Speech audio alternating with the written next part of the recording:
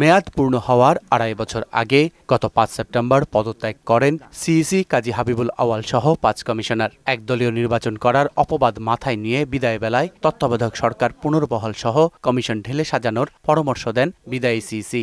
প্রতিটি সাধারণ নির্বাচন নির্দলীয় তত্ত্বাবধায়ক সরকারের অধীনে অনুষ্ঠিত হলে উদ্দেশ্য অর্জন আরও সুনিশ্চিত হতে পারে। দায়িত্ব পালনের শেষ সপ্তাহে কমিশন নিবন্ধন দেয় আমার বাংলাদেশ পার্টি সহ কয়েকটি দলকে। যদিও এবি পার্টির অভিযোগ, নিবন্ধন নিয়ে কারসাজি করেছে আউয়াল কমিশন।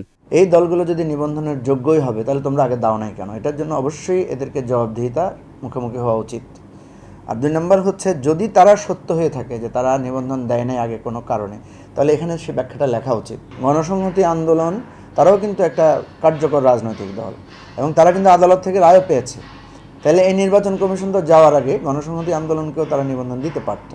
ফলে সে এখানে অনেকগুলো ফ্লজ রেখে সে হঠাৎ করে সে রেজিগনেশন করেছে। নির্বাচন ব্যবস্থা ধ্বংসের অপরাধে বিগত ৩টি কমিশনের বিচার দাবি করেন বিপ্লবী ওয়ার্কার্স পার্টির সাধারণ সম্পাদক। সাংবিধানিক দায়িত্ব পালন না করে তারা বাস্তবে অতীতের সরকারের একটা অঙ্গ সংগঠনের মতন ভূমিকা পালন করতে যে তারা গোটা নির্বাচনী ব্যবস্থাকে তারা বিপর্যস্ত করেছেন। সার্চ কমিটি নয়, রাজনৈতিক দলের সঙ্গে আলোচনা করে নতুন কমিশন গঠনের পরামর্শ রাজনৈতিক দল দুটির। অনেক দল আছে নিবন্ধন পেয়েছে হাইব্রিড পন্থায়, একেবারে কিছুই নাই, অযথা তাদেরকে ডিজিএফআইএনএস এর মাধ্যমে তাদেরকে নিবন্ধন দেওয়া হচ্ছে। এই দলগুলোর নিবন্ধন বিষয়ে সিদ্ধান্ত হতে হবে এবং মানুষ যাতে একটা ঐক্যবদ্ধ গণতান্ত্রিক প্রক্রিয়ার দিকে হাঁটতে পারে, এটার জন্য এই নির্বাচন কমিশনের কাছে আমরা সেটা প্রত্যাশা করি। পুরনো সার্চ কমিটির মধ্য দিয়ে নির্বাচন কমিশন গঠনের কোনো সুযোগ নেই।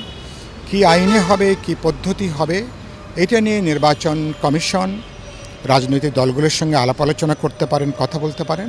রাজনৈতিক দল নিষিদ্ধের ফলাফল কারোর জন্যই মঙ্গল বয়ে আনে না বলেও মত দেন তারা। যারা অভিযুক্ত তাদেরকে আইনের আওতায় আনা, তাদের বিরুদ্ধে আইনগত ব্যবস্থা নেওয়া। এম আর আসাদ, মোহনা সংবাদ, ঢাকা।